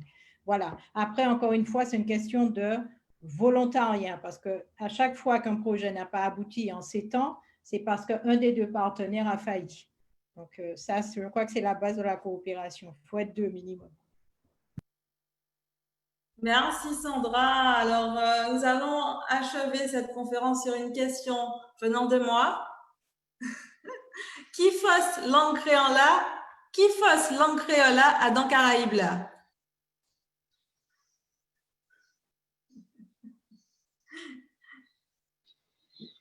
Personne ne peut les répondre. Je veux bien répondre. Who's first? Alors, non, non, pardon, allez-y. Marie-Françoise, vas-y. Ah, ok. Bon, moi, je peux répondre en créole. On doit aller. Alors, moi, je vais commencer par dire que le livre là, mon fait, derrière, il y a un code. Et si on scanne, il y a le livre là en créole. Donc, moi, ça fait le premier pas. Donc, qui faut ce langue créole là? Et puis, Sainte-Lucie et puis Dominique, nous avons un travail qui a commencé. Mais, bon, moi, je pense qu'il faut nous aller un petit peu plus loin. Donc, moi, je vais passer la parole pour ça qu'il y a un bail pour dire. Zani un travail qui commence à Trinidad parce que Trinidad, c'est les grands mondes qui parlent créole. Et actuellement, on a des groupes jeunes qui ont essayé de mettre le créole là devant et puis essayer de faire que créole ne va pas disparaître. Parce que, comment tu as dit, à Trinidad, c'est ces grands mondes là seulement qui parlent créole. Martinique, Guadeloupe, Sainte-Lucie, la Dominique, Haïti, nous avons chance. Nous chance là, c'est que tout le monde qui a parlé créole, mais à dans des côtés contre Trinidad, c'est créole là qui a disparu. Et nous avons un lot modèle créole à dans Caraïbes là. Et là, nous aller, par exemple, laisser secouristes Martinique venir premier en Haïti pour joindre ces gens-là, essayer de trouver en bas de Grava. C'est en créole que tu as parlé, et c'est en langue qui a uni en le pays de la Caraïbe, mais il ne faut pas oublier que ces créoles-là, ces multitudes créoles-là, qui joignent d'autres langues, comment tu as dit tout à l'heure, ni papiamiento, ni d'autres. Et ces créoles-là qui ont uni Caraïbes-là, mais il ne faut pas nous unifier créoles-là. C'est toute nuance-là nous pour trouver, parce que chaque pays pour garder essence créolia, parce que essence créolia qui a reflété tout ça, c'est grands mouvements t'es inventé pour transmettre en culture, pour transmettre en connaissance. Et il ne faut pas nous trapper en seul créole là, dans toute Caraïbe. C'est erreur, nous pas pour faire. Et comment tu as dit, nous avons essayé de nous travailler pour Trinidad, échanger en créole. Mais nous pas mis en lot jeune monde qui a parlé créole. Nous avons essayé de mettre ça devant pour unir comme Martinique, Sainte-Lucie, la Dominique, etc., Haïti, et puis langue là. J'ajouterais pour rejoindre Annie Dominique, je pense véritablement que... En créole, en créole. Ok, je ne vais pas le dire en créole. Parce que même si je parle créole, j'ai grandi dans un endroit où on parle plutôt coco et l'anglais dominicain. Et donc, je ne vais pas, mon créole ne sera pas aussi fluide. Je vais prendre beaucoup plus de temps. Des gens français que c'est difficile. Donc, moi, je pense que pour que chaque créole ait vraiment sa force, il doit avoir son propre nom. Parce que même si les créoles de la Dominique, Sainte-Lucie, Martinique, Guadeloupe, par exemple, se ressemblent, chaque créole a sa propre identité. Les langues européennes, même si elles ont une racine commune, chaque langue a son nom propre. Et je pense que pour les créoles, ça doit être pareil. Autre chose, je pense que pour que le créole puisse vraiment rentrer dans sa puissance, si je puis dire, on doit dépasser les stigmates qui entourent ces langues. Il y a des choses qui sont faites dans les îles de la Caraïbe. En Guadeloupe, il y a des initiatives, des projets bilingues qui sont mis en place. À la Jamaïque aussi, on a un grand projet de ce qu'ils appellent le patois jamaïcain, mais on rencontre toujours beaucoup de résistance, même si, par exemple, les parents sont favorables à ce que le patois soit enseigné à l'école, et on voit les résultats, que les enfants, ils apprennent mieux quand ils apprennent dans leur langue maternelle. Les sondages montrent que les parents pense toujours que si on parle l'anglais standard, une personne qui parle l'anglais standard est plus intelligente, par exemple, va aller plus loin dans la vie, etc. Donc, on a des stigmas qui sont associés à ces langues-là et je pense que ça fait partie de notre travail de les déconstruire. Et on peut faire ce travail en continuant, comme je pense que c'est Marie-Françoise qui a mentionné, par la recherche sur les langues, la coopération, donc parmi les chercheurs des universités, mais aussi la vulgarisation de ces connaissances, la valorisation de ces langues par la publication de livres, de ressources et, je pense, un enseignement bilingue, que ces langues-là soient mises à pied d'égalité avec les autres langues jusqu'à ce que ça devienne une norme. Simon. Oui, Emmanuel créole, Emmanuel. Rapidement, parce que le travail, nous, c'est aller enquêter, aller et ramasser connaissances pour ces mondes-là. Donc, nous aller, par exemple, dans la partie sud Cuba, il y a un monde qui passe à ça, mais il y a environ 400 000 créolophones, monde qui parle créole là. C'est la population martinique. Mais attention, créole là, il n'y a pas parlé à lui-même, c'est un créole, il y a un bas haïtien, il y a un lobo panyo là-dedans. C'est normal. Donc, il ne faut pas nous parler, comme je dis, ce n'est pas un seul créole qui nous dans la Caraïbe, il y a des créoles. Et même en jouant des Haïtiens, les Noirs, par exemple, à banlieue Montego Bay ou bien Kingston, il y a un Haïtien qui est installé là, il ne parle pas de créole, il va mettre mon anglais tout.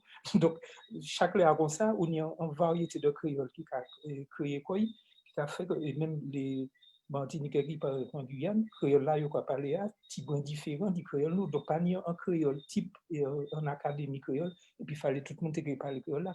Force créole là, justement, c'est diversité. Et c'est ça qui est intéressant. Gary Founa, je parle créole esprit, et puis je m'en Belize, Gary Founa, pour essayer de comprendre. Ni des mots, de entendre, parce que culture Gary Founa, c'est Maman Saint-Vincent, il est déporté par Honduras. Donc, ni débat et comme ça qui va permettre que nous puissions parler. Mais ça qui est intéressant, c'est que ni plusieurs créoles, et que toutes ces créoles-là, ils sont bons. C'est à nous, c'est création de nous. Ah, merci en pile, Emmanuel. Alors, mon cap répond en français pour le mot de la fin. Donc, pour le mot de la fin, on va demander à chacun qu'est-ce que vous retenez de ces échanges, avec quoi est-ce que vous repartez. Et on va commencer par Sandra. Sandra, est-ce que tu peux donner ton mot de la fin, s'il te plaît? Oui, alors ce que je retiens, c'est qu'on a beaucoup parlé de coopération, on a parlé aussi de Caraïbes intégrées, on a parlé de richesse, de force. Et donc, mon mot de la fin, ce serait vraiment un mot d'espoir pour dire que s'il y a tant de belles pensées, de bonne volonté, si on se met vraiment ensemble. Déjà, je sais que je vais recontacter toutes les participantes et les participants du webinaire pour voir comment on peut trouver des synergies entre les actions et comment on peut continuer cette coopération régionale au bénéfice de tous. En tout cas, merci en lot et puis belle bonne souhaite à tout le monde. Merci Sandra, merci en pile. Alors, nous allons continuer et puis Emmanuel, qui ça, nous presse bout actuellement, qui ça vous peut dire nous en conclusion en fait? Qu'est-ce que tu peux nous dire? Qu'est-ce que tu as retenu? Avec quoi est-ce que tu repars? On a dit là, ça revient toujours à cette même idée que nous avons un système de pensée, un mode de pensée naturaliste traditionnel qui est toujours là. MPTN. J'ai créé mon mot parce que la science occidentale ne me permet pas de trouver ces mots. Et ce mode de pensée naturaliste traditionnel, il est holistique, c'est-à-dire il prend en compte toutes les dimensions de l'homme. Aussi bien, je n'ai pas parlé de ça, mais la plante, ce n'est pas juste un pourvoyeur de chimie, il intègre aussi des façons de vivre, de comprendre le monde, de se soigner, de faire du magique, peu importe le mot qu'on donne, mais tout ça aussi, ça doit être intégré dans notre culture et il faut qu'on garde cette partie-là, la partie holistique. Et puis, deuxième point important, je retiens que tout le monde a bien intégré que nous sommes, on n'a pas prononcé le mot, mais ce qu'on appelle un hotspot, point chaud de la biodiversité. Et si nous sommes un point chaud, nous avons des choses à dire au monde. C'est la phrase de Césaire, il n'est pas vrai que nous parasitons le monde et que nous n'avons rien à dire au monde.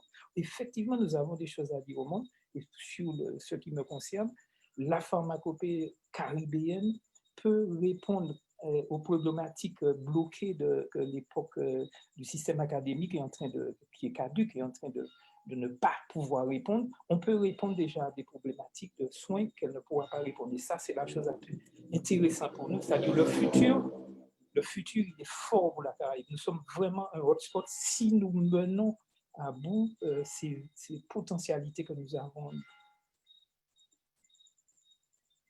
Merci Emmanuel, merci en pile. Alors nous allons continuer, puis Zéphrine, qui ça origine dans tout ça nous dit, qui ça origine et puis qui ça au viré parti, Zéphrine.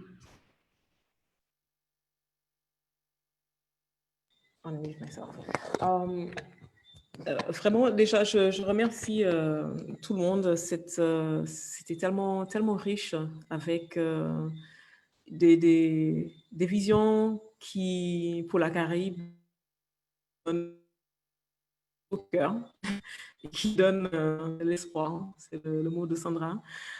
Cet échange extrêmement riche m'a montré à quel point nous sommes en quête de connexion, à quel point nous avons besoin de nous connecter entre nous dans la Caraïbe.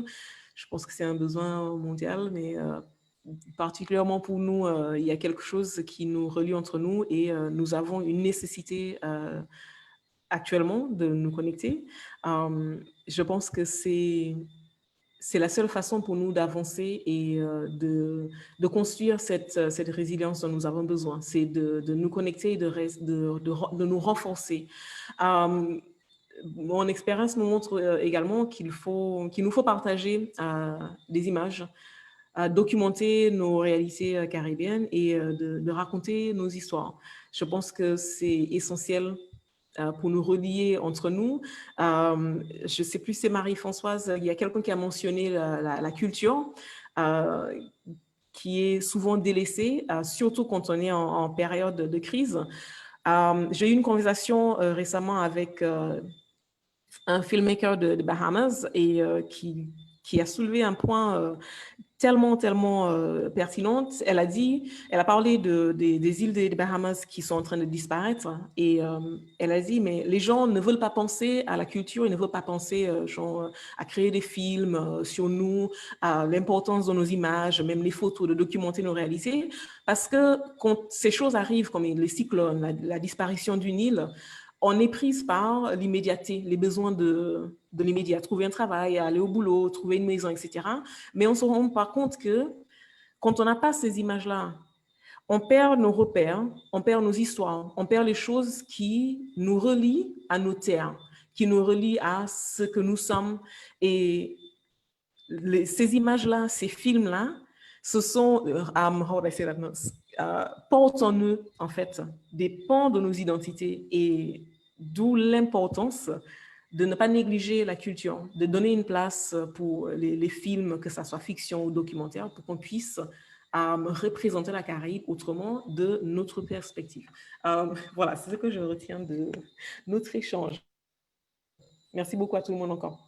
Merci Zéphrine, merci en pile. Alors nous allons poursuivre et puis Annie Dominique. Donc Annie Dominique, qui ça au pédinou, qui ça au caricien nous soya, qui ça et puis qui ça au viré parti, Annie Dominique. Alors, tout simplement, cet échange m'a permis de voir que la Caraïbe de demain, ce sont des décisions qu'on prend aujourd'hui. Et pour détourner ce que disait un grand homme dans le domaine des risques majeurs, la prévention, ce sont des catastrophes qu'on ne voit pas. Donc, pour moi, la Caraïbe de demain, c'est une Caraïbe où il n'y aura plus de séismes, les cyclones, etc. Mais ils ne provoqueront plus de catastrophes, de drames humains comme on peut en voir aujourd'hui. Et nous peut dire que demain, c'est grand soleil et puis grand la joie qu'est ni, mais parce que nous pouvons on laisse ça depuis actuellement pour que demain nous pas ni la pleurer. Merci Annie Dominique, merci en pile. Alors, nous presse bout là actuellement, c'est Marie-Françoise seulement qui était pour parler. Marie-Françoise, dis-nous qui ça qui en l'air, dis-nous et puis qui ça au cas viré parti. Allume ton micro. Oui, ma carapie est partie et puis on a des camarades. Et puis, bon, je vais essayer de dire que ce que j'ai apprécié ce soir, c'est le fait que tout le monde a parlé en termes d'action. Et on est dans une Caraïbe qui agit. Donc, j'ai repéré quelques verbes que nous avons utilisés.